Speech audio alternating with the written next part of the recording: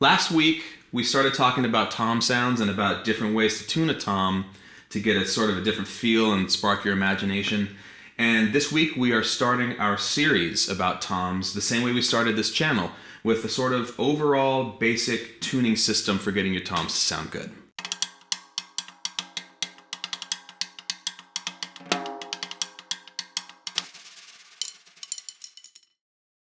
Today we're going to use a 9-inch deep, 12-inch diameter Pearl Masters rack tom.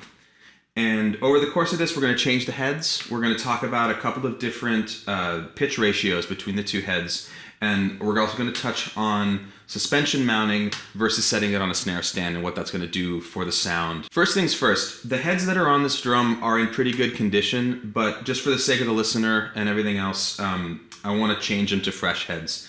And I think since it's sort of a deeper tom, it's kind of a rock tom, it's got die-cast hoops, we're going to do what I feel like is kind of a standard thing, which is a 2-ply coated batter and a 1-ply clear resonant. Also, don't forget, if you're using an unfamiliar drum, to check what the mounting system is, because in the case of this drum right here, if I take these tension screws out, it's going to actually fall off the mount onto the floor. Or in the case of this one, which has holds on the bottom and the top, it's going to tip out of the mount and possibly damage the drum. So I'm going to take it off of this and set it on a snare stand over the course of changing the heads. At this point with the drum changing heads, worthwhile to maybe take some of the dust off, take an opportunity to make sure that there isn't any new damage to the edge, and then put the new head on. Now, I don't think that we need to be quite as meticulous with the leveling and the organizing of the head as with the snare drum, and certainly not as meticulous as with the snare side head, because this is a pretty beefy head. But we do want to make sure still that we get it on their level and that we don't end up with really canted hoops on top, because as you can see, these are made to move a little bit and sit comfortably on the head for, slightly bigger or slightly smaller 12-inch toms. And that means that when we set the hoop on here, just kind of want to eyeball it and make sure that we're not leaning to one side, or that we don't immediately start tensioning up one screw at a time and start to pull the head off of center. It'll damage the head and it'll just make it impossible to tune to a nice pitch.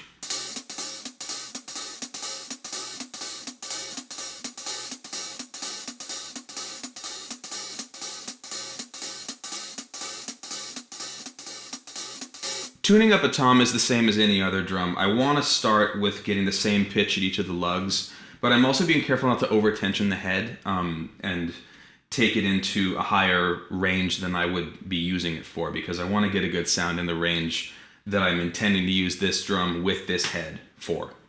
So today we're going to start with medium and go for sort of what I think is kind of like the average modern tone, which is on the lower side of medium batter and the resonant side pitched up just a little bit. The reason for that is we need a little higher pitch out of the resonant side to throw the tone and the pitch of the batter side out of the drum quickly. The lower the bottom head is, the slower the drum is. It's sort of like gears in a car. And the lower we put the bottom head, the more sort of bloom there's going to be in the note. And the higher we do it, the more kind of immediate it's going to come out of the top. In some cases, as in the previous video, you might want to tension your batter head higher and your bottom lower for if you want the tone to come out quicker at a lower dynamic. This is more for playing like rock and pop music, where we're using the toms really expressively and powerfully and we're hitting them pretty hard. This is the head that just came off the drum. It's a 7mm coated resonant head, so it's a little bit thinner than the one that went on there. But for reference, this hasn't been hit before. It's the bottom head, it's the resonant head. But these do still wear out, and the reason that they wear out is because they're getting hit with sound from the batter head every time you hit the drum, and slowly getting stretched out. And they're going to reach a threshold where they're not going to reflect the pitch back through the batter head anymore. And if you listen to this, compared to this,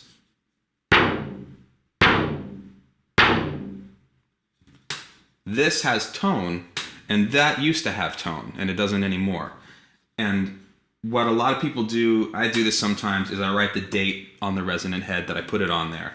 and then if it's on there for maybe say 6 months, if I'm using that drum often, I'll just change it. It doesn't matter if it looks dented up or if it has scratches or whatever. It's a sound thing, and you just kind of have to trust that it's going to make a big difference. And the first time you do it, you'll be shocked.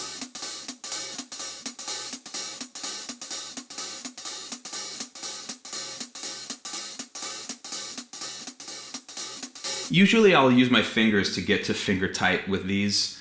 Sometimes I use a key that has a handle in the back like this because it's just a little bit easier on your fingers. You don't have to wedge them in there like that. But I'm still just looking for a little bit of tension and then stopping.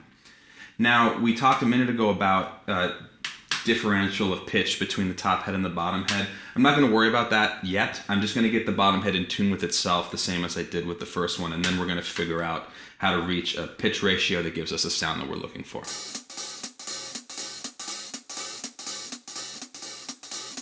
Okay, we have both the heads back on, and we're back on the suspension mount.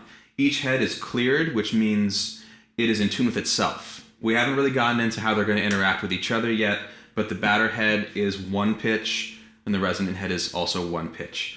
On a two-headed drum like this versus a timpani or a conga, something like that, it's sort of difficult to explain what pitch the fundamental of the drum actually ends up at because we're dealing with two different membranes that are making two separate pitches.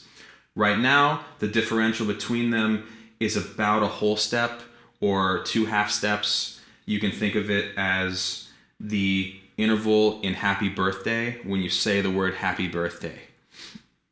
It is also, in this case, an A on the top and a B on the bottom.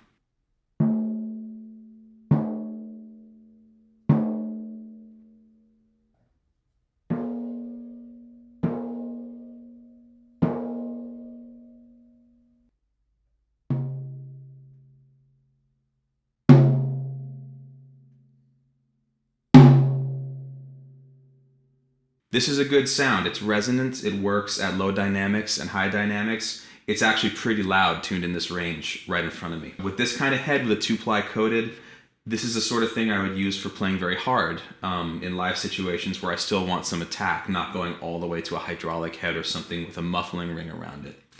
So for me, I would tune this drum down a little bit, but not the whole drum. I'm going to leave the resonant side alone. I'm just going to bring the batter side down a little bit. I'm going to do maybe like a quarter turn and see what sort of pitch I end up with after I do that.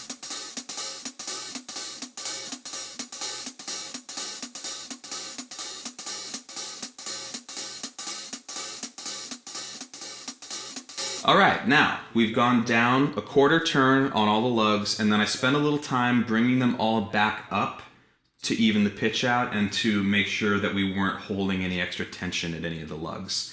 You can go back to earlier videos. First video, actually, we talked about that. So we went down a quarter turn and then up just a little bit, and now we are at a significantly wider interval.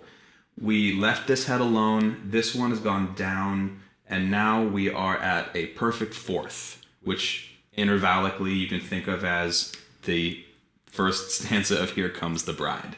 In this pitch range for a batter head on a tom this size, it's a little bit tricky to hear the pitches. It can be a little bit nebulous between the different lugs.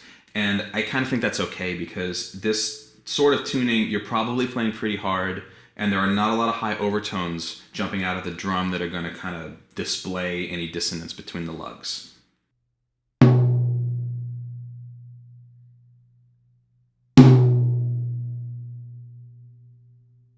This is a dramatically different sound than the last one. There's a lot of pitch bend. There's kind of a big bloom and aggressive kind of woomph to the note when you first hit it, especially when you hit it really hard. It can be really satisfying for live situations, especially unmiked ones. And depending on the drum you have, this sort of tuning scheme with a more drastic pitch differential between the heads can throw the sound to the audience better. Some drums not, which is why you have to kind of get to know your drum set. You know, these aren't my drums, so this is a little bit of a learning experience for me too, finding out what this is going to do with brand new heads on it in this room. All of these variables can affect it, which is why knowing your instrument and also knowing what these tuning schemes can do will help you fit into different situations and even just different rooms. How far away is the audience? Are you mic'd or not? Are they even your drums? All that stuff. Lastly, now that we got to this where we like the feel here, I'm feeling like I'm getting too much pitch bend from this. It's a little aggressive. and I'm not getting a lot of articulation at a lower dynamic level. So rather than fussing with this, now that I'm feeling good about how it feels to hit this head, I'm going to tune the resonant side down just a little bit. I don't know if we'll go as far as making it what it was before of a whole step, but we'll just lower it a little bit and see what happens. Now we've lowered the resonant side just a fraction of a turn, really a fraction of a turn. We are looking at an F sharp on top now and an A on the bottom. That's also a minor third.